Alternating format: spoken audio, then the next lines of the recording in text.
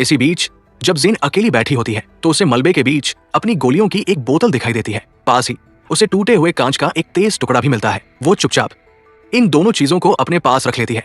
कुछ समय बाद पॉल वापस आता है और जेन से कहता है कि वे अब यहाँ ज्यादा देर तक नहीं रुक सकते। एक भयानक तूफान आने वाला है और टूटा हुआ प्लेन उन्हें इस जमा देने वाली ठंड से बिल्कुल भी सुरक्षित नहीं रख सकता। वो समझाता है कि रेस्क्यू टीम को उन्हें ढूंढने में हफ्तों लग सकते हैं, इसलिए अगर उन्हें जिंदा रहने का कोई मौका चाहिए तो उन्हें पहाड़ों की तरफ बढ़ना ही होगा। लेकिन जेन अब पूरी तरह उम्मीद खो चुकी है। वो पॉल से कहती है कि वो उसे छोड़कर चला जाए क्योंकि उसने इस पहाड़ पर मरने के ख्याल को स्वीकार कर लिया है। पॉल उसकी बात मानने से साफ इनकार कर देता है। वो ठान चुका है कि वह दोनों को जिंदा रखेगा। वो जेन को मजबूर करता है कि वो अपना सामान उठाए और यहाँ तक कहता है कि अगर वो नहीं चली तो वो स्लीपिंग बैग भी अपने साथ ले जाएगा।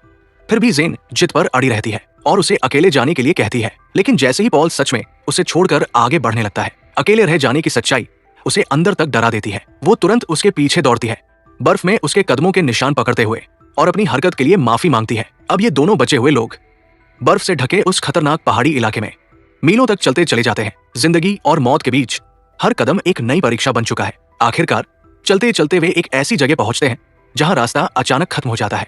सामने एक गहरी खाई होती है। पॉल समझाता है कि आगे बढ़ने का एक ही रास्ता है, नीचे घाटी में उतरना। जेन हिचकिचाती है। इतनी खतरनाक ढलान देखकर वो डर जाती है। तभी पॉल हल्के व्यंग्य में कहता है, जो इंसान मरना चाहता है उसे थोड़ा सा जोखिम लेने से डरना नहीं चाहिए। वो उसे याद दिलाता है कि अगर वे यही रुके रहें तो ठंड ही उन्हें धीरे धीरे मार देगी। अब कोई और रास्ता नहीं बचा था, इसलिए जेन उसके पीछे चल पड़ती है। दोनों एक दूसरे का सहारा लेते हुए धीरे धीरे उस बर्फीली ढलान से नीचे उतरने लगते हैं। रास्ते में वे एक बहुत ही संकरे किनारे पर पहुंचते हैं जो मुश्किल से खड़े होने लायक होता है। पॉल किसी तरह पहले पार कर जाता है, लेकिन जेन डर के मारे वही जम जाती है। पॉल उसे हिम्मत देता है। आखिरकार जेन खुद को संभालती है, एक कदम आगे बढ़ाती है, उसका हाथ पकड़ती है और किसी तरह उस खतरनाक जगह को पार कर लेती है। लेकिन उनकी मुश्किलें यही खत्म नहीं होती।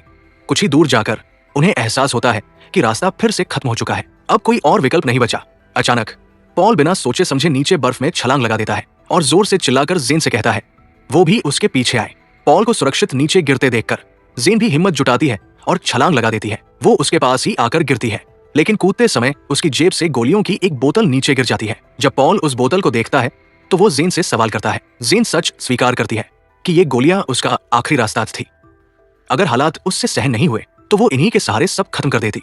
ये सुनकर पॉल तुरंत वो गोलियां उससे छीन लेता है, क्योंकि वो समझ चुका है कि ये कितना खतरनाक है। कई घंटों तक चलने के बाद जेन थककर रुकने की बात करती है, लेकिन पॉल जिद करता है कि उन्हें चलते रहना होगा। तभी जब सब कुछ थोड़ा संभलता हुआ लगता है, एक और मुसीबत आ जाती है।